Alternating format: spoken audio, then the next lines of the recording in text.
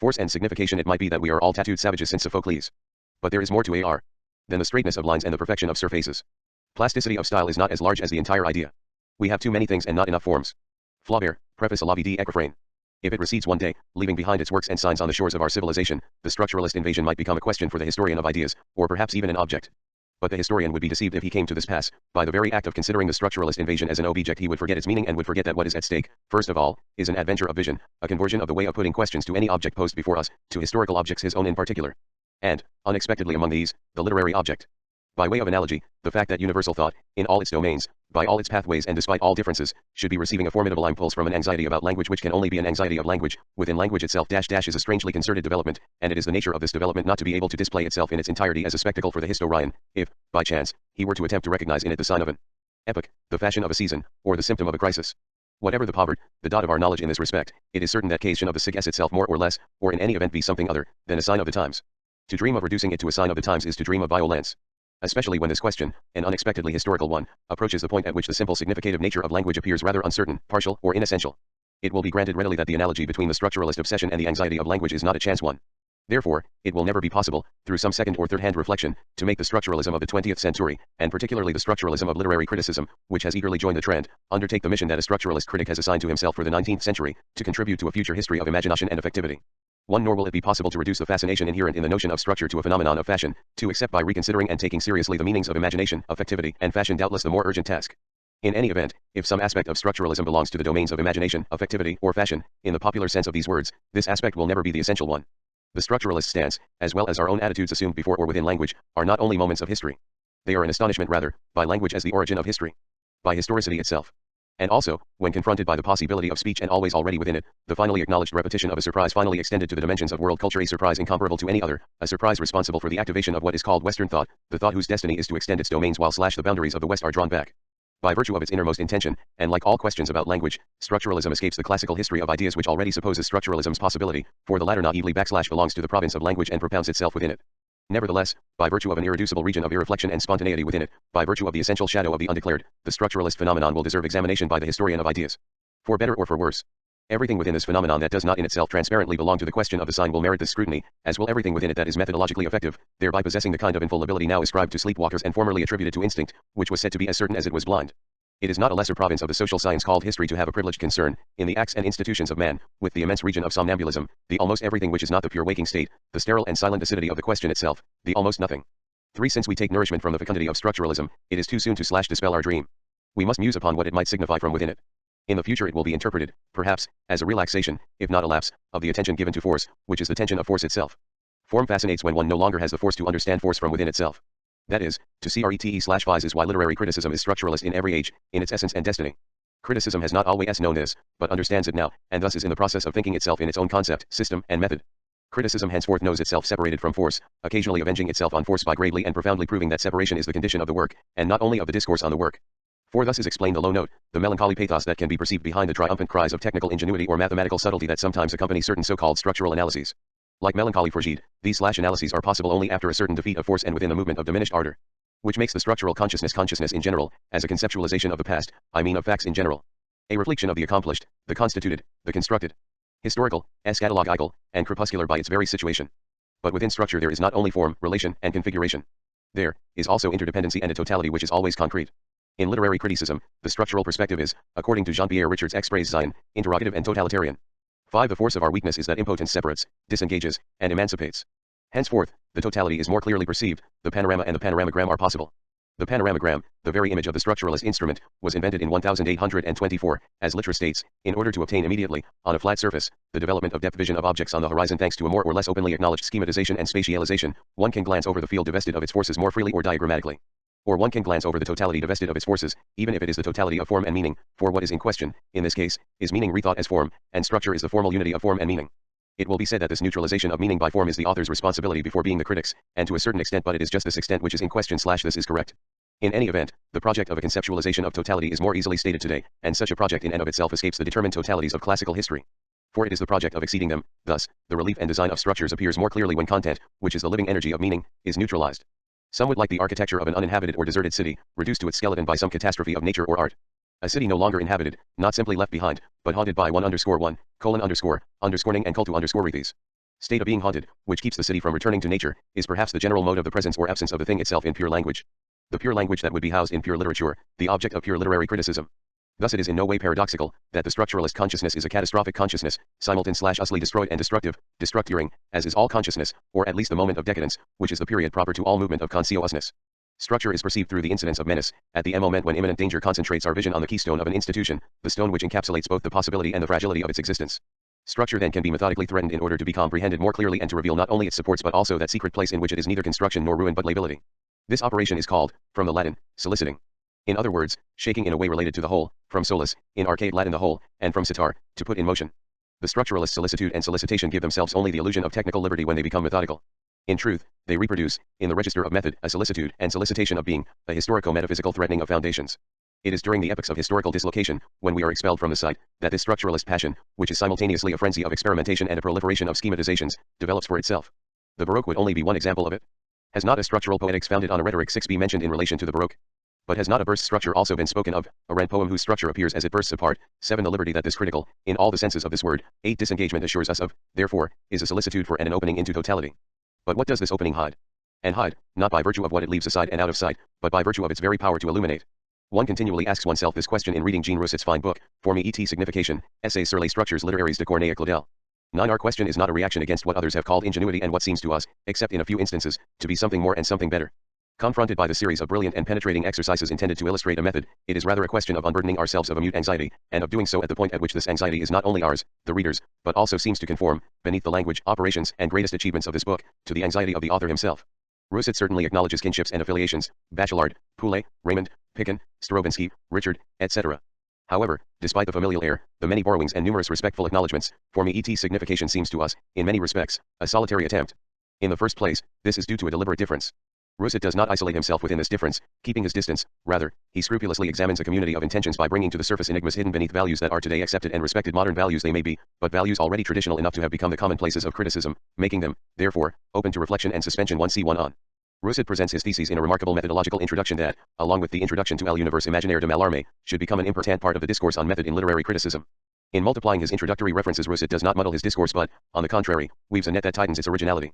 For example, that in the literary fact language is one with meaning, that form belongs to the content of the work, that, according to the expression of Gitt and Picken, for modern art, the work is not expression but creation. 10 These are propositions that gain unanimous acceptance only by means of a highly equivocal notion of form or expression. The same goes for the notion of imagination, the power of mediation or synthesis between meaning and literality, the common root of the universal and the particular as of all other similarly dissociated couples, the obscure origin of these structural frameworks and of the empathy between form and content which makes possible both the work and the access to its unity. For Kant, the imagination was already in itself an art, was art itself, which originally did not distinguish between truth and beauty, and despite all the differences, Kant speaks of the same imagination in the Critique of Pure Reason and the Critique of Judgment as does Rousset. It is art, certainly, but a hidden art 11 that cannot be revealed to the eyes. 12 Now since the reduction of a representation of the imagination to concepts is equivalent to giving its exponents, the aesthetic idea may be called an inexponable representation of the imagination, in its free play. 13 Imagination is the freedom that reveals itself only in its works. These works do not exist within nature, but neither do they inhabit a world other than ours.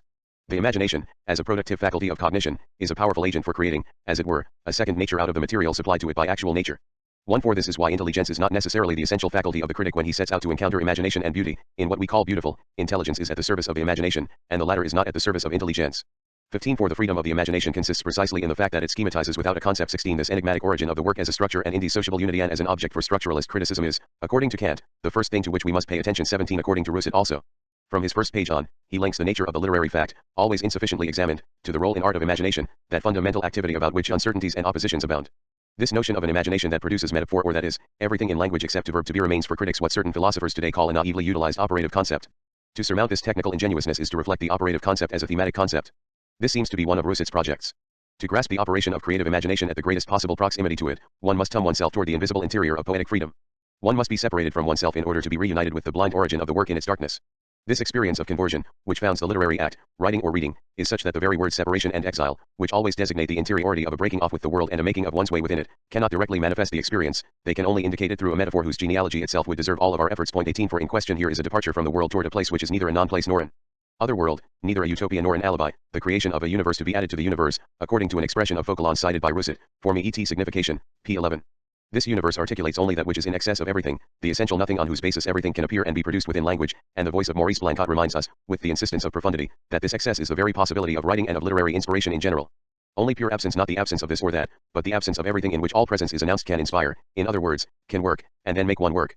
The pure book naturally turns toward the eastern edge of this absence which, beyond or within the prodigiousness of all wealth, is its first and proper content. The pure book, the book itself, by virtue of what is most irreplaceable within it, must be the book about nothing that Flaubert dreamed of, a grey, negative dream, the origin of the total book that haunted other imaginations. This emptiness as the situation of literature must be acknowledged by the critic as that which constitutes the specificity of his object, as that around which he always speaks. Or rather, his proper object, since nothing is not an object, is the way in which this nothing itself is determined by disappearing. It is the transition to the determination of the work as the disguising of its origin, but the origin is possible and conceivable only in disguise. Rousseau shows us the extent to which spirits as diverse as Delacroix, Balzac, Flaubert, Valery, Proust, T.S. Eliot, Virginia Woolf, and many others had a sure consciousness of this. A sure and certain consciousness, although in principle not a clear and distinct one, as there is not intuition of a thing involved. 19. To these voices should be added that of Antonin Artaud, who was less roundabout. I made my debut in literature by writing books in order to say that I could write nothing at all. My thoughts, when I had something to say or write, were that which was furthest from me. I never had any ideas, and 2 short books, each 70 pages long, are about this profound, inveterate, endemic absence of any idea. These books are L'Ambulique de limbs and L'Epus nerves. 20. The consciousness of having something to say as the consciousness of nothing. This is not the poorest, but the most oppressed of consciousnesses. It is the consciousness of nothing, upon which all consciousness of something enriches itself, takes on meaning and shape, and upon whose basis all speech can be brought forth. For the thought of the thing as what it is has already been confused with the experience of pure speech, and this experience has been confused with experience itself. Now, does not pure speech require inscription? 21. Somewhat in the manner that the Leibnizian essence requires existence and pushes on toward the world, like power toward the act. If the anguish of writing is not and must not be a determined pathos, it is because this anguish is not an empirical modification or state of the writer, but is the responsibility of angustia. 22. The necessarily restricted passageway of speech against which all possible meanings push each other, preventing each other's emergence. Preventing, but calling upon each other, provoking each other to, unforeseeably, and as if despite oneself, in a kind of autonomous over-assemblage of meanings, a power of pure equivocally that makes the creativity of the classical God appear all too poor. Speaking frightens me because, by never saying enough, I also say too much. And if the necessity of becoming breath or speech restricts meaning and our responsibility for it writing restricts and constrains speech further still. 23. Writing is the anguish of the Hebraic ruah. 24. Experienced in solitude by human responsibility, experienced by Jeremiah subjected to God's dictation, take thee a roll of a book, and write therein all the words that I have spoken unto thee, or by Barak transcribing Jeremiah's dictation, Jeremiah 36:2,4, or further, within the properly human moment of pneumatology, the science of pneuma, spiritus, or logos, which was divided into 3 parts, the divine, the angelical and the human. It is the moment at which we must decide whether we will engrave what we hear, and whether engraving preserves or betrays speech. God, the God of Leibniz, since we have just spoken of him, did not know the anguish of the choice between various possibilities. He conceived possible choices in action and disposed of them as such in his understanding or logos, and, in any event, the narrowness of a passageway that is will favors the best choice. And each existence continues to express the totality of the universe. There is, therefore, no tragedy of the book. There is only one book, and this same book is distributed throughout all books. In the Theodicee, Theodorus, who had become able to confront the divine radiancy of the daughter of Jupiter, is led by her to the palace of the Fates. In this palace Jupiter, having surveyed them before the beginning of the existing world, classified the possibilities into worlds, and chose the best of all. He comes sometimes to visit these places, to enjoy the pleasure of recapitulating things and of renewing his own choice, which cannot fail to please him. After being told all this by Pallas, Theodorus is led into a hall which was a world. There was a great volume of writings in this hall. Theodorus could not refrain from asking what that meant. It is the history of this world which we are now visiting, the goddess told him. It is the book of its fates. You have seen a number on the forehead of Sextus. Look in this book for the place which it indicates. Theodorus looked for it, and found there the history of Sextus in a form more ample than the outline he had seen. Put your finger on any line you please, Pallas said to him, and you will see represented actually in all its detail that which the line broadly indicates. He obeyed, and he saw coming into view all the characteristics of a portion of the life of that Sextus. 25. To write is not only to conceive the Leibnizian book as an impossible possibility. Impossible possibility, the limit explicitly named by Moll N. To Verlaine, I will go even further and say, the book, for I am convinced that there is only one, and that it has unwittingly been attempted by every writer, even by geniuses. 26. Revealing that, in general, all books contain the amalgamation of a certain number of age-old truths, that actually there is only one book on earth, that it is the law of the earth, the Earth's true Bible. The difference between individual works is simply the difference between individual interpretations of one true and established text, which are proposed in a mighty gathering of those ages we call civilized or literary. 27. To write is not only to know that the book does not exist and that forever there are books, against which the meaning of a world not conceived by an absolute subject is shattered, before it has even become a unique meaning, nor is it only to know that the non-written and the non-read cannot be relegated to the status of having no basis by the obliging negativity of some dialectic, making us deplore the absence of the book from under the burden of too many texts. It is not only to have lost the theological certainty of seeing every page bind itself into the unique text of the truth, the book of reason as the journal in which accounts, writhy ones, and experiences consigned for memory was formerly called. 28. The genealogical anthology, the book of reason this time, the infinite manuscript read by a God who, in a more or less deep one-ted way, is said to have given us use of his pen. This lost certainty, this absence of divine writing, that is to say, first of all, the absence of the Jewish God, who himself writes, when necessary, does not solely and vaguely define something like modernity. As the absence and haunting of the divine sign, it regulates all modem criticism and aesthetics. There is nothing astonishing about this. Consciously or not, says Georges Canguilhem, the idea that man has of his poetic power corresponds to the idea he has about the creation of the world, and to the solution he gives to the problem of the radical origin of things. If the notion of creation is equivocal, ontological, and aesthetic, it is not so by chance or confusion. Z9 to write is not only to know that through writing, through the extremities of style, the best will not necessarily transpire, as Leibniz thought it did in divine creation, nor will the transition to what transpires always be willful, nor will that which is noted down always infinitely express the universe, resembling and reassembling it. 30. It is also to be incapable of making meaning absolutely precede writing, it is thus to lower meaning while simultaneously elevating inscription. The eternal fraternity of theological optimism and of pessimism, nothing is more reassuring, but nothing is more despairing, more destructive of our books than the Leibnizian book. On what could books in general live, what would they be if they were not alone, so alone, infinite, isolated worlds? To write is to know that what has not yet been produced within literality has no other dwelling place, does not await us as prescription in some topos auranios, or some divine understanding. Meaning must await being said or written in order to inhabit itself, and in order to become, by differing from itself, what it is, meaning. This is what Husserl teaches us to think in the origin of geometry. The literary act thus recovers its true power at its source.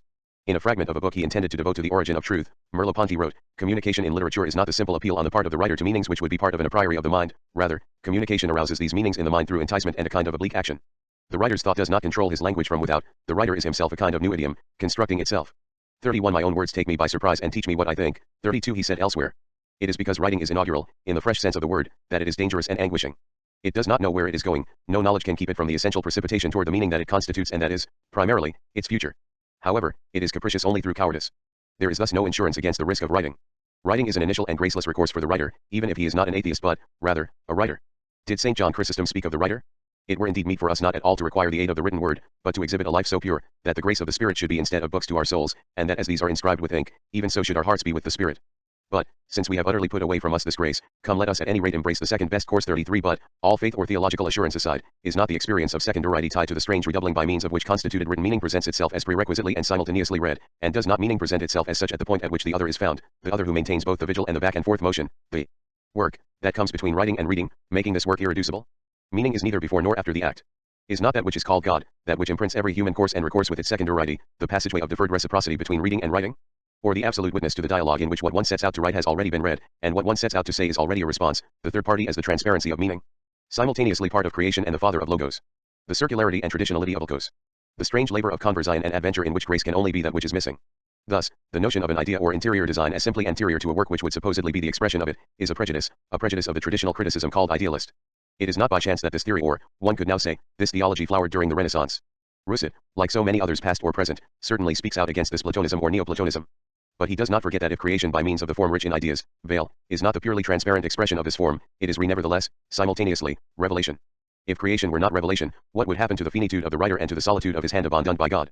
Divine creativity, in this case, would be reappropriated by a hypocritical humanism. If writing is inaugural, it is not so because it creates, but because of a certain absolute freedom of speech, because of the freedom to bring forth the already there as a sign of the freedom to augur. A freedom of response which acknowledges as its only horizon the world as history and the speech which can only say, being has always already begun. To create is to reveal, says Rousseau, who does not turn his back on classical criticism. He comprehends it, rather, and enters into dialogue with it. Prerequisite secret and unmasking of the secret by the work, a reconciliation of ancient and modern aesthetics can be observed, in a certain way, in the possible correspondence of the pre-existing secret to the idea of the Renaissance thinkers stripped of all Neoplatonism. This revelado power of true literal language as poetry is indeed the access to free speech, speech unburdened of its signalizing functions by the word being, and this, perhaps, is what is aimed at beneath the notion of the primitive word or the theme word, light word, of Buber. 34. It is when that which is written is deceased as a sign signal that it is born as language, for then it says what is, thereby referring only to itself, a sign without signification, a game or pure functioning, since it ceased to be utilized as natural, biological, or technical information, or as the transition from one existent to another, from a signifier to a signified. And, paradoxically, inscription alone, although it is far from always doing so, has the power of poetry, in other words has the power to arouse speech from its slumber as sign. By enregistering speech, inscription has as its essential objective, and indeed takes this fatal risk, the emancipation of meaning as concerns any actual field of perception from the natural predicament in which each thing refers to the disposition of a contingent situation. This is why writing will never be simple voice painting, Voltaire. It creates meaning by enregistering it, by entrusting it to an engraving, a groove, a relief, to a surface whose essential characteristic is to be infinitely transmissible. Not that this characteristic is always desired, nor has it always been, and writing as the origin of pure historicity, pure traditionality, is only the telos of a histo of rewriting whose philosophy is always to come. Whether this project of an infinite tradition is realized or not, it must be acknowledged and respected in its sense as a project. That it can always fail is the mark of its pure finitude and its pure historicity. If the play of meaning can overflow signification, signalization, which is always enveloped within the regional limits of nature, life, and the soul, this overflow is the moment of the attempt to write. The attempt to write cannot be understood on the basis of voluntarism. The will to write is not an ulterior determination of a primal will. On the contrary, the will to write reawakens the willful sense of the will, freedom, break with the domain of empirical history, a break whose aim is reconciliation with the hidden essence of the empirical, with pure historicity. The will and the attempt to write are not the desire to write, for it is a question here not of effectivity but of freedom and duty. In its relationship to being, the attempt to write poses itself as the only way out of effectivity. A way out that can only be aimed at, and without the certainty that deliverance is possible or that it is outside effectivity. To be affected is to be finite, to write could still be to deceive finitude, and to reach being a kind of being which could neither be, nor affect me by itself from without existence. To write would be to attempt to forget difference, to forget writing in the presence of so-called living and pure speech. 35. In the extent to which the literary act proceeds from this attempt to write, it is indeed the acknowledgement of pure language, the responsibility confronting the vocation of pure speech which, once understood, constitutes the writer as such. Heidegger says of pure speech that it cannot be conceived in the rigor of its essence on the basis of its character as sign, Zeichen Charakter, nor even perhaps of its character as signification, Bedeutungscharachter. 36. Does not one thus run the risk of identifying the work with original writing in general? Of dissolving the notion of art and the value of beauty by which literature is currently distinguished from the letter in general? But perhaps by removing the specificity of beauty from aesthetic values, beauty is, on the contrary, liberated. Is there a specificity of beauty, and would beauty gain from this effort? Rousseau believes so. And the structuralism proper to Jean Roussel is defined, at least theoretically, against the temptation to overlook this specificity, the temptation that would be Poulet's, for example, since he has little interest in art. 37. Putting Rousseau close to Leo Spitzer and Marcel Raymond in his scrupulousness about the formal autonomy of the work, an independent, absolute organism that is self-sufficient, for me et signification pxx. The work is a totality and always gains from being experienced as such, pxxi. But here again, Rousseau's position depends upon a delicate balance. Always attentive to the unified foundations of dissociation, he circumvents the objectivist danger denounced by Poulet by giving a definition of structure that is not purely objective or formal, or circumvents the objectivist danger denounced by Poulet by giving a definition of structure that is not purely objective or formal, or circumvents it by at least not in principle dissociating form from intention, or from the very act of the writer. I will call structures these formal constants, these liaisons that betray a mental universe reinvented by each artist according to his needs, p. 12. Structure is then the unity of a form and a meaning. It is true that in some places the form of the work, or the form as the work, is treated as if it had no origin, as if, again, in the masterpiece, and Rousseau is interested only in masterpieces, the well-being of the work was without history. Without an intrinsic history. It is here that structuralism seems quite vulnerable, and it is here that, by virtue of one whole aspect of his attempt which is far from covering it entirely, Rousseau too runs the risk of conventional Platonism. By keeping to the legitimate intention of protecting the internal truth and meaning of the work from historicism, biographism, or psychologism, which, moreover, always lurk near the expression mental universe, one risks losing any attentiveness to the internal historicity of the work itself, in its relationship to a subjective origin that is not simply psychological or mental. If one takes care to confine classical literary history to its role as an indispensable auxiliary, as prolegomena and restraint, p. 12, and 16, one risks overlooking another history, more difficult to conceive, the history of the meaning of the work itself, of its operation. This history of the work is not only its past, the eve, or the sleep in which it precedes itself in an author's intentions, but is also the impossibility of its ever being present, of its ever being summarized by some absolute simultaneity or instantaneousness. This is why, as we will verify, there is no space of the work, if by space we mean presence and synopsis. And, further on, we will see what the consequences of this can be for the tasks of criticism. It seems, for the moment, that if literary history, even when its techniques and its philosophy are renewed by Marxism, Freudianism, etc., is only a restraint on the internal criticism of the work, then the structuralist moment of this criticism has the counterpart role of being the restraint on an internal geneticism, in which value and meaning are reconstituted and reawakened in their proper historicity and temporality. These latter can no longer be objects without becoming absurdities, and the structure proper to them must escape all classical categories. Certainly, Rousseau's avowed plan is to avoid the stasis of form, the stasis of a form whose completion appears to liberate it from work, from imagination, and from the origin through which alone it can continue to signify. Thus, when he distinguishes his task from that of Jean-Pierre Richard, 38, Rousseau aims directly at this totality of thing and act, form and intention, and leche and becoming, the totality that is the literary fact as a concrete form. Is it possible to embrace simultaneously imagination and morphology, to experience and to comprehend them in a simultaneous act? This is what I would like to attempt, although well persuaded that this undertaking, before being unitary, will often have to make itself alternative, my italics. But the end in sight is indeed the simultaneous comprehension of a homogeneous reality in a unifying operation, pxxii. But condemned or resigned to alternation, the critic, in acknowledging it, is also liberated and acquitted by it. And it is here that Rousseau's difference is no longer deliberate. His personality, his style will offend themselves not through a methodological decision but through the play of the critic's spontaneity within the freedom of the alternative. This spontaneity will, in fact, unbalance an alternation construed by Rousseau as a theoretical norm. A practiced inflection that also provides the style of criticism here Rousseau's with its structural FO1M. This latter, Claude Lévi-Strauss remarks about social models and Rousseau about structural motifs in a literary work, escapes creative will and clear consciousness, p. 15. What then is the imbalance of this preference? What is the preponderance that is more actualized than acknowledged? It seems to be double. 2. There are lines which are monsters. A line by itself has no meaning, a second one is necessary to give expression to meaning. Important law. Delacroix, valley is a common female dream symbol. Freud, on the one hand, structure becomes the object itself, the literary thing itself. It is no longer what it almost universally was before, either a heuristic instrument, a method of reading, a characteristic particularly revelatory of content, or a system of objective relations, independent of content and terminology, or, most often, both at once, for the fecundity of structure did not exclude, but, on the contrary, rather implied that relational configuration exists within the literary object. A structural realism has always been practiced, more or less explicitly. But never has structure been the exclusive term in the double sense of the word of critical description. It was always a means or relationship for reading or writing, for assembling significations, recognizing themes, ordering constants, and correspondences. Here, structure, the framework of construction, morphological correlation, becomes in fact and despite his theoretical intention the critic's sole preoccupation. His sole or almost sole preoccupation. No longer a method within the ordo cognoscendi, no longer a relationship in the ordo essendi, but the very being of the work. We are concerned with an ultra-structuralism. On the other hand, and consequently, structure as the literary thing is this time taken, or at least practiced, literally. Now, stricto sensu, the notion of structure refers only to space, geometric or morphological space, the order of forms and sites. Structure is first the structure of an organic or artificial work, the internal unity of an assemblage, a construction. A work is governed by a unifying principle, the architecture that is built and visible in a location. Superbs monuments de l'orgueil de humains, /pyramids, tomos, don't la noble structure /atima ignique l'art, par lettres domain /et elicit travail put vaincre la nature, splendid monuments of human pride, pyramids, tombs, whose noble structure bears witness that art, through the skill of hands and hard work, can vanquish nature scarin. Only metaphorically was this topographical literality displaced in the direction of its Aristotelian and topical signification, the theory of commonplaces in language and the manipulation of motifs or arguments. In the 17th century they spoke of the choice and arrangement of words, the structure and harmony of the composition, the modest grandeur of the thoughts. 39 or further, in bad structure there is always something to be added, or diminished, or changed, not simply as concerns the topic, but also the words. 40 How is this history of metaphor possible? Does the fact that language can determine things only by spatializing them suffice to explain that, in return, language must spatialize itself as soon as it designates and reflects upon itself? This question can be asked in general about all language and all metaphors. But here it takes on a particular urgency. Hence, for as long as the metaphorical sense of the notion of structure is not acknowledged as such, that is to say interrogated and even destroyed as concerns its figurative quality so that the non-spatiality or original spatiality designated by it may be revived, one runs the risk, through a kind of sliding as unnoticed as it is efficacious, of confusing meaning with its geometric, morphological, or, in the best of cases, cinematic model. One risks being interested in the figure itself to the detriment of the play going on within it metaphorically. Here, we are taking the word figure in its geometric as well as rhetorical sense. In Rousset's style, figures of rhetoric are always the figures of a geometry distinguished by its suppleness. Now, despite his stated propositions, and although he calls structure the union of formal structure and intention, Rousset, in his analyses, grants an absolute privilege to spatial models, mathematical functions, lines, and forms. Many examples could be cited in which the essence of his descriptions is reduced to this. Doubtless, he acknowledges the interdependency of space and time, for me et signification, p14. But, in fact, time itself is always reduced to a dimension in the best of cases. It is only the element in which a form or a curve can be displayed. It is always in league with a line or design, always extended in space, level. It calls for measurement.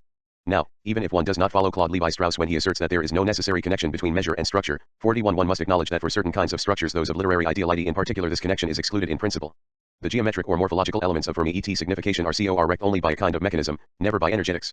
Mutatis mutandis, one might be tempted to make the same reproach to Rousset, and through him to the best literary formalism, as Leibniz made to Descartes, that of having explained everything in nature with figures and movements, and of ignoring force by confusing it with the quantity of movement. Now, in the sphere of language and writing, which, more than the body, corresponds to the soul, the ideas of size, figure, and motion are not so distinctive as is imagined, and stand for something imaginary relative to our perceptions. 42 This geometry is only metaphorical, it will be said. Certainly. But metaphor is never innocent. It orients research and fixes results. When the spatial model is hit upon, when it functions, critical reflection rests within it. In fact, and even if criticism does not admit this to be so. One example among many others. At the beginning of the essay entitled Polyocte, or the Ring and the Helix, the author prudently warns us that if he insists upon schemas that might appear excessively geometrical, it is because Corneille, more than any other, practiced symmetry. Moreover, this geometry is not cultivated for itself, for in the great plays it is a means subordinated to the ends of passion, p7. But what, in fact, does this essay yield? Only the geometry of a theatre which is, however, one of mad passion, heroic enthusiasm, p7. Not only does the geometric structure of Polyocte mobilize all the resources and attention of the author, but an entire teleology of Corneille's progress is coordinated to it. Everything transpires as if, until 1643, Corneille had only gotten a glimpse of, or anticipated the design of, Polyocte, which was still in the shadows and which would eventually coincide with the Comalian design itself, thereby taking on the dignity of an entleché toward which everything would be in motion. Cor Neal's work and development are put into perspective and interpreted teleologically on the basis of what is considered its destination, its final structure. Before Polyocte, everything is but a sketch in which only what is missing is due consideration, those elements which are still shapeless and lacking as concerns the perfection to come, or which only foretell this perfection. There were several years between La Galerie du Palais and Polyocte. Corneille looks for and finds himself. I will not here trace the details of his progress, in which Elie Cid and Cinna show him inventing his own structure, p9. After Polyocte, it is never mentioned. Similarly, among the works prior to it, only La Galerie du Palais and Elie Cid are taken into account, and these plays are examined, in the style of preformationism, only as structural prefigurations of Polyocte. Thus, in La Galerie du Palais the inconstancy of Céline separates her from her lover. Tired of her inconstancy, but why, she draws near him again, while he, in Tom, feigns inconstancy. They thus separate, to be united at the end of the play, which is outlined as follows: initial accord, separation, median reunification that fails, second separation symmetrical to the first, final conjunction. The destination is a return to the point of departure after a circuit in the form of a crossed ring, p8. What is singular is the Euros ring, for the destination as return to the point of departure is of the commonest devices. Proust himself. CFP 144. The framework is analogous in Elie Cid, the ring-like movement with a median crossing is maintained, p9. But here a new signification intervenes, one that panorography immediately transcribes in a new dimension. In effect, at each step along the way, the lovers develop and grow, not only each one for himself, but through the other and for the other, according to a very Corneille my italics law of progressively discovered interdependence. Their union is made stronger and deeper by the very ruptures that should have destroyed it. Here, the phases of distanciation are no longer phases of separation and inconstancy, but tests of fidelity, p9. The difference between La Galerie du Palais and Elie Cid, one could be led to believe, is no longer in the design and movement of presences, distance proximity, but in the quality and inner intensity of the experiences, tests of fidelity, manner of being for the other, force of rupture, etc. And it could be thought that by virtue of the very enrichment of the play, the structural metaphor will now be incapable of grasping the play's quality and intensity, and that the work of forces will no longer be translated into a difference of form. In believing so, one would underestimate the resources of the critic. The dimension of height will now complete the analogical equipment. What is gained in the tension of sentiments, quality of fidelity, way of being for the other, etc., is gained in terms of elevation, for values, as we know, mount scale-wise, and the good is most high. The union of the lovers is deepened by an aspiration toward the highest, p9. Altus, the deep is the high. The ring, which remains, has become an ascending spiral and helical ascent. And the horizontal flatness of La Gallery was only an appearance still hiding the essential, the ascending movement. Le Cid only begins to reveal it, also the destination, in Le Cid, even if it apparently leads back to the initial conjunction, is not at all a return to the point of departure, the situation has changed, for the characters have been elevated. This is the essential my italics, the Corneille movement is a raiment of violent elevation. But where has this violence and the force of movement, which is more than its quantity or direction, been spoken of? Of aspiration toward the highest, joined to the crossing of two rings, it now traces an ascending spiral, helical ascent. This formal combination will receive all the richness of its signification in polyoct, p9.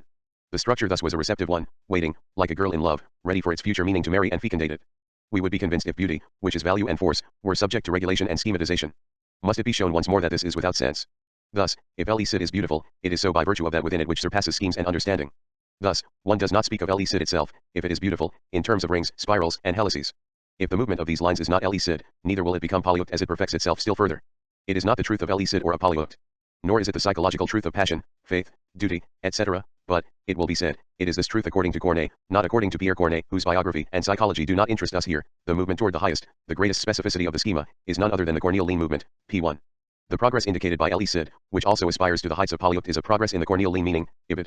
It would be helpful here to reproduce the analysis of polyoct, 43, in which the schema reaches its greatest perfection and greatest internal complication, and does so with a mastery such that one wonders whether the credit is due Corneille or Rousset. We said above that the latter was too Cartesian and not Leibnizian enough. Let us be more precise. He is also Leibnizian. He seems to think that, confronted with a literary work, one should always be able to find a line, no matter how complex, that accounts for the unity, the totality of its movement, and all the points it must traverse. In the Discourse on Metaphysics, Leibniz writes, in effect, because, let us suppose for example that someone jots down a quantity of points upon a sheet of paper helter-skelter, as do those who exercise the ridiculous art of geomancy, now I say that it is possible to find a geometrical line whose concept shall be uniform and constant, that is, in accordance with a certain formula, and which line at the same time shall pass through all of those points, and in the same order in which the hand jotted them down. Also, if a continuous line be traced, which is now straight, now circular, and now of any other description, it is possible to find a mental equivalent, a formula, or an equation common to all the points of this line, by virtue of which formula the changes in the direction of the line must occur. There is no instance of a fact whose contour does not form part of a geometric line and which cannot be traced entire by a certain mathematical motion. 44. But Leibniz was speaking of divine creation and intelligence. I use these comparisons to picture a certain imperfect resemblance to the divine wisdom. I do not pretend at all to explain thus the great mystery upon which depends the whole universe. 45. As concerns qualities, forces, and values, and also as concerns non-divine works read by finite minds, this confidence in mathematical spatial representation seems to be, on the scale of an entire civilization, for we are no longer dealing with the question of Rousset's language, but with the totality of our language and its credence, analogous to the confidence placed by Kaneki artists. 46. In the level representation of depth. A confidence that the structural ethnographer analyzes, moreover, with more prudence and less abandon than formerly. Our intention here is not, through the simple motions of balancing, equilibration or overturning, to oppose duration to space, quality to quantity, force to form, the depth of meaning or value to the surface of figures. Quite to the contrary. To counter this simple alternative, to counter the simple choice of one of the terms or one of the series against the other, we maintain that it is necessary to seek new concepts and new models, an economy escaping the system of metaphysical oppositions. This economy would not be an energetics of pure, shapeless force. The differences examined simultaneously would be differences of side 47 and differences of force. If we appear to oppose one series to the other, it is because from within the classical system we wish to make apparent the non-critical privilege not evilly granted to the other series by a certain structuralism. Our discourse irreducibly belongs to the system of metaphysical oppositions. The break with this structure of belonging can be announced only through a certain organization, a certain strategic arrangement which, within the field of metaphysical opposition, uses the strengths of the field to turn its own stratagems against it, producing a force of dislocation that spreads itself throughout the entire system, fissuring it in every direction and thoroughly delimiting it. 48. Assuming that, in order to avoid abstract Ionianism, one fixes upon, as Rousset does at least theoretically, the union of form and meaning, one then would have to say that the aspiration toward the highest, in the final leap which will unite them in God, etc., the passionate, qualitative, intensive, etc., aspiration, finds its form in the spiraling movement. But to say further that this union which, moreover authorizes every metaphor of elevation is difference itself, Kummel's own idiom is this to say much. And if this were the essential aspect of Kummellian movement, where would Corneille be? Why is there more beauty in polyote than in an ascending movement of two rings? The force of the work, the force of genius, the force, too, of that which engenders in general is precisely that which resists geometrical metaphorization and is the proper object of literary criticism. In another sense than Pouillet's, Rousset sometimes seems to have little interest in art. Unless Rousset considers every line, every spatial form, but every form is spatial, beautiful a priori, unless he deems, as did a certain medieval theology, considerans in particular, that form is transcendentally beautiful, since it is and makes things be, and that being is beautiful. These were truths for this theology to the extent that monsters themselves, as it was said, were beautiful, in that they exist through line or form, which bear witness to the order of the created universe and reflect divine light. Formosus means beautiful. Will Buffon not say too, in his supplement to Natural History, Volume 11, p. 417. Most monsters are such with symmetry, the disarray of the parts seeming to have been arranged in orderly fashion. Now, Rousseau does not seem to posit, in his theoretical introduction, that every form is beautiful, but only the form that is aligned with meaning, the form that can be understood because it is, above all, in league with meaning. Why then, once more, this geometer's privilege? Assuming, in the last analysis, that beauty lets itself be espoused or exhausted by the geometer, is he not, in the case of the sublime, and Corneille is said to be sublime, forced to commit an act of violence? Further, for the sake of denying an essential Corneillean movement, does one not lose what counts? Everything that defies a geometrical mechanical framework, and not only the pieces which cannot be constrained by curves and helices, not only force and quality, which are meaning itself, but also duration, that which is pure qualitative heterogeneity within movement, is reduced to the appearance of the inessential for the sake of this essentialism or teleological structuralism. Rousseau understands theatrical or novelistic movement as Aristotle understood movement in general, transition to the act, which itself is the repose of the desired form. Everything transpires as if everything within the dynamics of Corneillean meaning, and within each of Corneille's plays, came to life with the aim of final peace, the peace of the structural energia, polyuct. Outside this peace, before and after it, movement, in its pure duration, in the labor of its organization, can itself be only sketch or debris, or even debauch, a fault, or sin as compared to polyuct, the first impeccable success. Under the word impeccable, Rousseau notes, sin is still sins in this respect, p. 12. Preformationism, teleologism, reduction of force, value, and duration, these are as one with geometrism, creating structure. This is the actual structure which governs, to one degree or another, all the essays in this book. Everything which, in the first Marivox, does not announce the schema of the double register, narration and look at the narration, is a series of youthful novelistic exercises by which he prepares not only the novels of maturity, but also his dramatic works, p. 47. The true Marivox is still almost absent from it, my italics. From our perspective, there is only one fact to retain. Ibid. There follows an analysis and a citation upon which is concluded, this outline of a dialogue above the heads of the characters, through a broken-off narration in which the presence and the absence of the author alternate, is the outline of the veritable Marivox. Thus is sketched, in a first and rudimentary form, the properly Machiavellian combination of spectacle and spectator, perceived and perceiver. We will see it perfect itself, p. 48. The difficulties accumulate, as do our reservations, when Rousseau specifies that this permanent structure of Machiavellism, 49, although invisible or latent in the works of his youth, belongs, as the willful dissolution of novelistic illusion, to the burlesque tradition, p. 50, cf. also p. 60. Machiavellism's originality, which retains from this tradition only the free construction of a narration which simultaneously shows the work of the author and the author's reflection on his work, is then critical consciousness, p. 51. Machiavellism's idiom is not to be found in the structure described but in the intention that animates a traditional form and creates a new structure. The truth of the general structure thus restored does not describe the Machiavellian organism along its own lines, and less so its force. Yet, the structural fact thus described the double register appears as a constant. At the same time, my italics, it corresponds to the knowledge that Machiavellian man has of himself, a heart without vision, caught in the field of a consciousness which itself is only vision, p. 64. But how can a structural fact, traditional during this era, assuming that as it is defined, it is determined and original enough to belong to an era, correspond to the consciousness of Machiavellian man? Does the structure correspond to Machiavel's most singular intention? Is Marivox not, rather, a good example, and it would have to be demonstrated why he is a good example of a literary structure of the times and, through it, an example of a structure of the era itself? Are there not here 1,000 unresolved methodological problems that are the prerequisites for a single structural study, a monograph on an author or a work? If geometrism is especially apparent in the essays on Corneille and Marivox, preformationism triumphs a propos of Proust and Claudel. And this time in a form that is more organicist than topographical. It is here too, that preformationism is most fruitful and convincing. First, because it permits the mastering of a richer subject matter, penetrated more from within. May we be permitted to remark that we feel that what is best about this book is not due to its method, but to the quality of the attention given to its objects. Further, because Proust's and Claudel's aesthetics are profoundly aligned with Rousseau's. For Proust himself, and the demonstration given leaves no doubt on this subject, if one still had any, the demands of structure were constant and concise, manifesting themselves through marvels of, neither true nor false, symmetry, recurrence, circularity, light thrown backward, superimposition, without adequation, of the first and the last, etc. Teleology here is not a product of the critic's projection, but is the author's own theme. The implication of the end in the beginning, the strange relationships between the subject who writes the book and the subject of this book, between the consciousness of the narrator and that of the hero, all this recalls the style of becoming and the dialectic of the we and the phenomenology of the mind. 50. We are indeed concerned with the phenomenology of a mind here. One can discern still more reasons for the importance attached by Proust to the circular form of a novel whose end returns to its beginning. In the final pages one sees the hero and the narrator unite too, after a long march during which each sought after the other, sometimes very close to each other, sometimes very far apart. They coincide at the moment of resolution, which is the instant when the hero becomes the narrator, that is, the author of his own history. The narrator is the hero revealed to himself, is the person that the hero, throughout his history, desires to be but never can be. He now takes the place of this hero and will be able to set himself to the task of edifying the work which has ended, and first to the task of writing Comme Ray, which is the origin of the narrator as well as of the hero. The end of the book makes its existence possible and comprehensible. The novel is conceived such that its end engenders its beginning, p. 144. Proust's aesthetics and critical method are, ultimately, not outside his work but are the very heart of his creation. Proust will make this aesthetic into the real subject of his work, p. 135. As in Hegel, the philosophical, critical, reflective consciousness is not only contained in the scrutiny given to the operations and works of history. What is first in question is the history of this consciousness itself. It would not be deceptive to say that this aesthetic, as a concept of the work in general, exactly overlaps Rousseau's. And this aesthetic is indeed, if I may say so, a practiced preformationism. The last chapter of the last volume, Proust notes, was written immediately after the first chapter of the first volume. Everything in between was written afterward by preformationism. We indeed mean preformationism, the well-known biological doctrine, opposed to epigenesis, according to which the totality of hereditary characteristics is enveloped in the germ, and is already in action in reduced dimensions that nevertheless respect the forms and proportions of the future adult. A theory of encasement was at the center of preformationism, which today makes us smile. But what are we smiling at?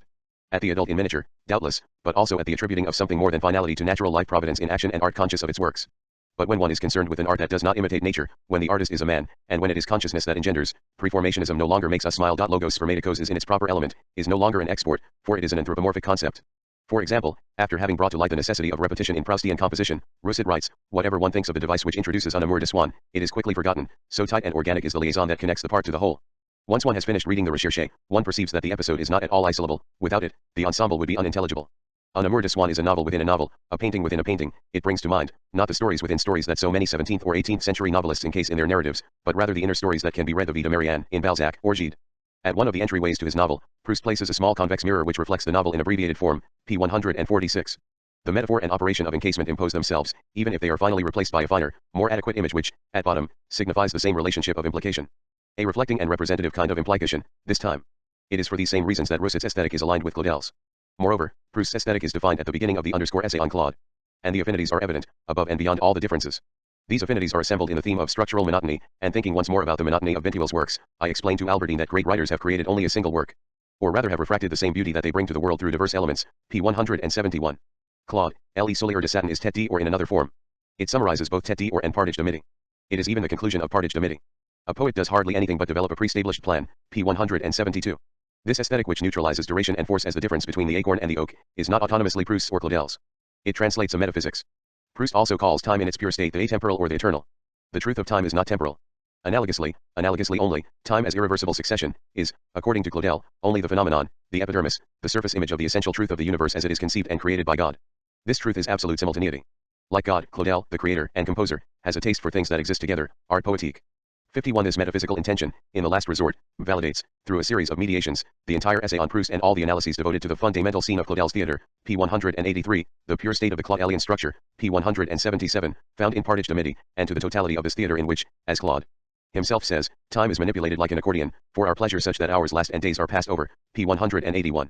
We will not, of course, examine in and of themselves this metaphysics or theology of tempi or liti.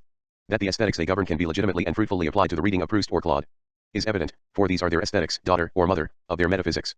It is also readily demonstrable that what is in question is the metaphysics implicit in all structuralism, or in every structuralist proposition. In particular, a structuralist reading, by its own activity, always presupposes and appeals to the theological simultaneity of the book, and considers itself deprived of the essential when the simultaneity is not accessible. Rousset, in any event, reading, which is developed in duration, will have to make the work simultaneously present in all its parts in order to be global. Similar to a painting in movement, the book is revealed only in successive fragments. The task of the demanding reader consists in overturning this natural tendency of the book, so that it may present itself in its entirety to the mind's scrutiny. The only complete reading is the one which transforms the book into a simultaneous network of reciprocal relationships. It is then that surprises emerge, p. 13. What surprises? How can simultaneity hold surprises in store? Rather, it neutralizes the surprises of non-simultaneity.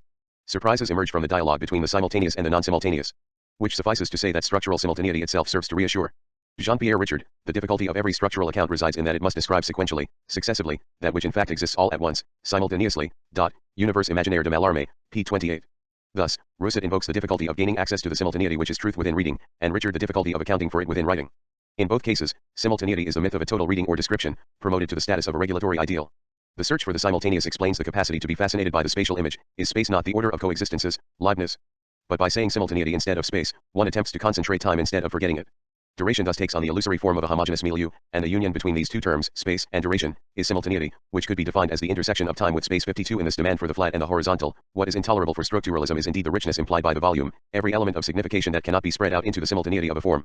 But is it by chance that the book is, first and foremost, volume, 53, and that the meaning of meaning, in the general sense of meaning and not in the sense of signalization, is infinite implication, the indefinite referral of signifier to signifier? And that its force is a certain pure and infinite equivocally which gives signified meaning no respite, no rest, but engages it in its own economy so that it always signifies again and differs. Except in the livre realized by Mallarmé, that which is written is never identical to itself. Unrealized, this does not mean that Mallarmé did not succeed in realizing a book which would be at one with itself. He simply did not want to. He unrealized the unity of the book by making the categories in which it was supposed to be securely conceptualized tremble. While speaking of an identification with itself of the book, he underlines that the book is at once the same and other, as it is made up of itself. It lends itself not only to a double interpretation, but through it, says Mallarmé, so to speak, this entire double volume here and there 10 times. 54. Does one have the right to constitute this metaphysics or aesthetics so well adapted to Proust and Claude? As the general method of structuralism, 55 this, however, is precisely what Rousseau does, in the extent to which, as we have at least tried to demonstrate, he decides that everything not intelligible in the light of a pre-established teleological framework, and not visible in its simultaneity, is reducible to the inconsequentiality of accident or dross. Even in the essays devoted to Proust and Claudel, the essays guided by the most comprehensive structure, Roussel must decide to consider as genetic accidents each episode, each character whose eventual independence from the central theme or general organization of the work is noticeable. P. 164, he must accept the confrontation of the true Proust with the novelist to whom, moreover, he can sometimes do wrong, just as the true Proust, according to Rousseau, is also capable of missing the truth of love, etc. P. 166. In the same way that the true Baudelaire is perhaps only in the balcony, and all of Flaubert is in Madame Bovary, p. 19, the true Proust is not simultaneously everywhere. Rousseau must also conclude that the characters of Elodage are severed not by circumstance, but, to express it better, by the demands of the Claudelian framework, p. 179, he must deploy marvels of subtlety to demonstrate that in Elie Solier de Satin Claudel does not repudiate himself and does not renounce his constant framework, p. 183. What is most serious is that this ultra-structuralist method, as we have called it, seems to contradict, in certain respects, the most precious and original intention of structuralism. In the biological and linguistic fields where it first appeared, structuralism above all insists upon preserving the coherence and completution of each totality at its own level. In a given configuration, it first prohibits the consideration of that which is incomplete or missing, everything that would make the configuration appear to be a blind anticipation of, or mysterious deviation from, an orthogenesis whose own conceptual basis would have to be a telos or an ideal norm. To be a structuralist is first to concentrate on the organization of meaning, on the autonomy and idiosyncratic balance, the completion of each moment, each form, and it is to refuse to relegate everything that is not comprehensible as an ideal type to the status of aberrational accident. The pathological itself is not the simple absence of structure. It is organized. It cannot be understood as the deficiency, defect, or decomposition of a beautiful, ideal totality. It is not the simple undoing of telos. It is true that the rejection of finalism is a rule, a methodological norm, that structuralism can apply only with difficulty. The rejection of finalism is a vow of infidelity to telos which the actual effort can never adhere to. Structuralism lies within and on the difference between its promise and its practice. Whether biology, linguistics, or literature is in question, how can an organized totality be perceived without reference to its end, or without presuming to know its end, at least? And if meaning is meaningful only within a totality, could it come forth if the totality were not animated by the anticipation of an end, or by an intentional ity which, moreover, does not necessarily and primarily belong to a consciousness?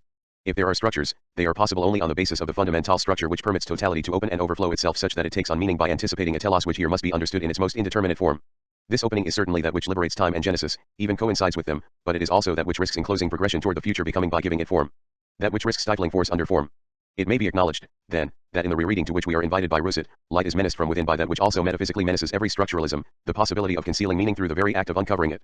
To comprehend the structure of a becoming, the form of a force, is to lose meaning by finding it. The meaning of becoming and of force, by virtue of their pure, intrinsic characteristics, is the repose of the beginning and the end, the peacefulness of a spectacle, horizon, or face. 56 within this peace and repose the character of becoming and of force is disturbed by meaning itself. The meaning of meaning is Apollonian by virtue of everything within it that can be seen. 51 To say that force is the origin of the phenomenon is to say nothing. By its very articulation force becomes a phenomenon. Hegel demonstrated convincingly that the explication of a phenomenon by a force is a tautology. 58 But in saying this, one must refer to language's peculiar inability to emerge from itself in order to articulate its origin, and not to the thought of force. Force is the other of language without which language would not be what it is. In order to respect this strange movement within language, in order not to reduce it in turn, we would have to attempt to return to the metaphor of darkness and light, of self-revelation and self-concealment, the founding metaphor of Western philosophy as metaphysics. The founding metaphor not only because it is a photological one and in this respect the entire history of our philosophy is a photology, the name given to a history of, or treatise on, light but because it is a metaphor. Metaphor in general, the passage from one existent to another, or from one signified meaning to another, authorized by the initial submission of being to the existent, the analogical displacement of being, is the essential weight which anchors discourse in metaphysics, irremediably repressing discourse into its metaphysical state.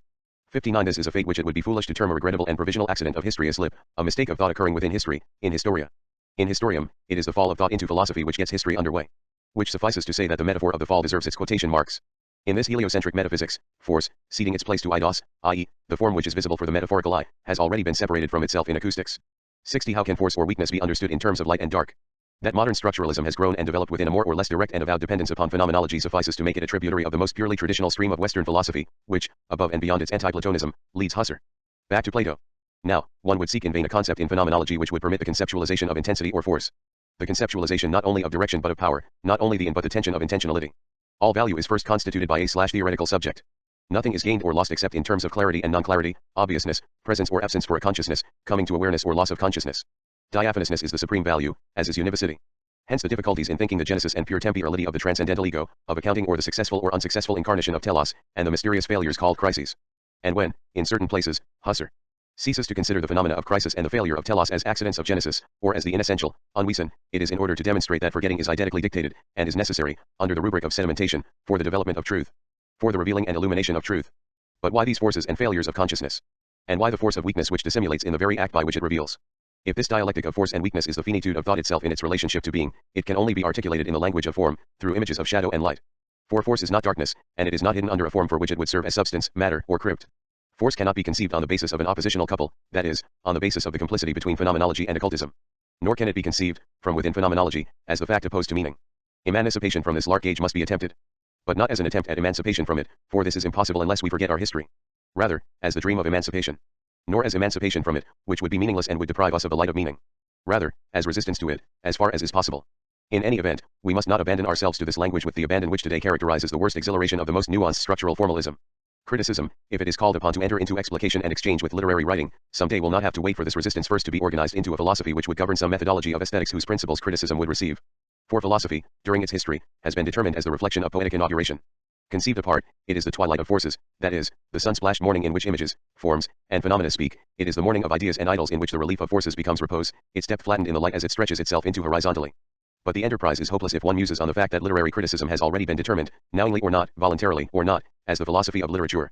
As such, that is to say, until it has purposely opened the strategic operation we spoke of above, which cannot simply be conceived under the authority of structuralism, criticism will have neither the means nor, more particularly, the motive for renouncing eurythmics, geometry, the privilege given to vision, the Apollonian ecstasy which acts above all as a force stimulating the eye, so that it acquires the power of vision. 61 It will not be able to exceed itself to the point of embracing both force and the movement which displaces lines, nor to the point of embracing force as movement, as desire, for itself, and not as the accident or epiphany of lines. To the point of embracing it as writing. Hence the nostalgia, the melancholy, the fallen Dionysianism of which we spoke at the outset. Are we mistaken in perceiving it beneath the praise of structural and Claudelian monotony which closes for me et signification? We should conclude, but the debate is interminable. The divergence, the difference between Dionysus and Apollo, between ardor and structure, cannot be erased in history, for it is not in history. It too, in an unexpected sense, is an original structure, the opening of history, historicity itself. Difference does not simply belong either to history or to structure. If we must say, along with Schelling, that all is but Dionysus, we must know, and this is to write that, like pure force, Dionysus is worked by difference. He sees and lets himself be seen. And tears out his eyes. For all eternity, he has had a relationship to his exterior, to visible form, to structure, as he does to his death. This is how he appears, to himself. Not enough forms, said Flaubert. How is he to be understood? Does he wish to celebrate the other of form? The too many things which exceed and resist form? In praise of Dionysus? One is certain that this is not so. Flaubert, on the contrary, is sighing, alas. Not enough forms. A religion of the work is form. Moreover, the things for which we do not have enough phones are already phantoms of energy, ideas larger than the plasticity of style. In question is a point against Leconte de Lisle, an affectionate point, for Flaubert likes that fellow a lot. 62 Nietzsche was not fooled, Flaubert, a new edition of Pascal, but as an artist with this instinctive belief at heart, Flaubert est toujours hay sable, l'homme en est rien, L over est tout. 63 We would have to choose then, between writing and dance. Nietzsche recommends a dance of the pen in vain, dancing with the feet, with ideas, with words, and need I add that one must also be able to dance with the pen, that one must learn how to write. 64 Flaubert was aware, and he was right, that writing cannot be thoroughly Dionysiac. One can only think and write sitting down, he said. Joyous anger of Nietzsche, here I have got you, you nihilist. A sedentary life is the real sin against the Holy Spirit. Only those thoughts that come when you are walking have any value. 65 But Nietzsche was certain that the writer would never be upright, that writing is first and always something over which one bends. Better still when letters are no longer figures of fire in the heavens. Nietzsche was certain, but Zarathustra was positive, here do I sit and wait, old broken tables around me and also new half tables. When cometh mine hour, the hour of my descent, of my downgoing. 66 Die Stunde means neither Ganges, unter Ganges. It will be necessary to descend, to work, to bend in order to engrave and carry the new tables to the valleys, in order to read them and have them read. Writing is the outlet as the descent of meaning outside itself within itself, metaphor for others aimed at others here and now, metaphor as the possibility of others here and now, metaphor as metaphysics in which being must hide itself if the other is to appear. Excavation within the other toward the other in which the same seeks its vein and the true gold of its phenomenon. Submission in which the same see and always lose, itself. Niedergang, Untergang. But the same is nothing, is not, it, self before taking the risk of losing, itself. For the fraternal other is not first in the piece of what is called intersubjectivity, but in the work and the peril of interrogation. The other is not certain within the piece of the response in which two affirmations espouse each other, but is called up in the night by the excavating work of interrogation. Writing is the moment of this original valley of the other within being. The moment of depth as decay. Incidence and insistence of inscription. Behold, here is a new table, but where are my brethren who will carry it with me to the valley and into hearts of flesh?